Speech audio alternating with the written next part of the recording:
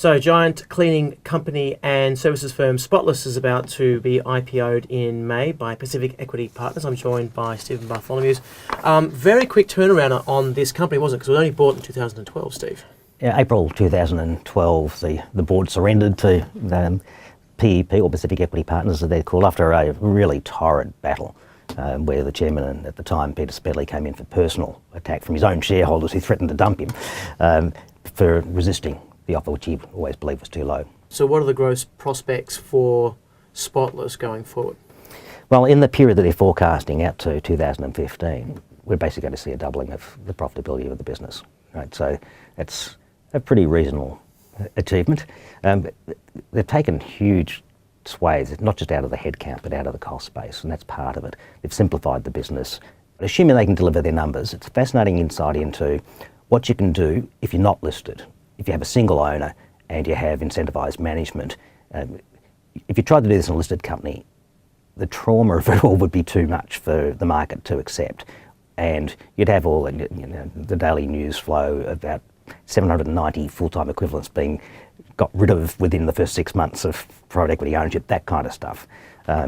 Dixon almost immediately got rid of that braille form, the coat hanger business.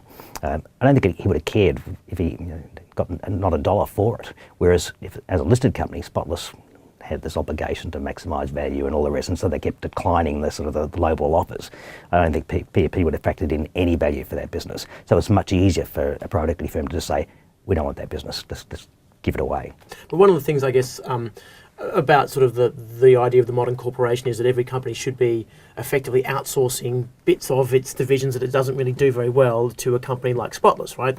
So the mining companies say, we'll do all the mining services through a third-party contractor. I mean, is that where the growth for Spotless is going to come from? That more and more companies will be looking for firms like that to do the menial tasks, so to speak? Oh, look, they already are, and if you look at that market.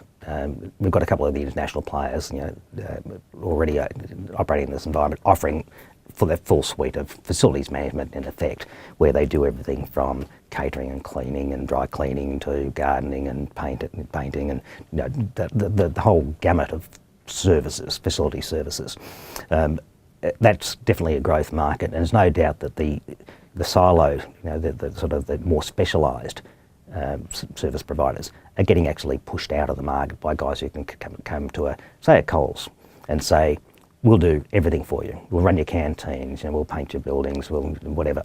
And so the people who used to provide the catering services and the painting companies that used to do the painting for them and so on and so forth, they get displaced because they can't compete with people who've got a smaller margin across a much larger range of products and much bigger volumes, obviously. And could Spotless do that just in Australia, or they actually got a chance to do that overseas as well? They had a fledgling international business which was set up. They actually had the contract for the London Olympics, and so it was kind of an experiment in could we do this overseas. That was shut down almost immediately by PEP and Dixon, on the basis that it was very low margin and relatively high risk, because there are very well established people using the model that Spotless has moved to or is moving to in those markets already. So you're taking on guys on their home turf who already have the same model that you're trying to replicate, and you're a long way from home, so it's a distraction. And private equity doesn't like distractions. So with the sale of Brayform and the cessation of an international business, which was mildly profitable. I mean, I think it made $500,000 in the last half year before it was closed down.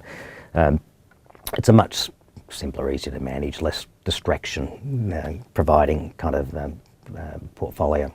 Shows the importance of having focus. Stephen Bartholomew, thanks very much. Thanks, Jackson.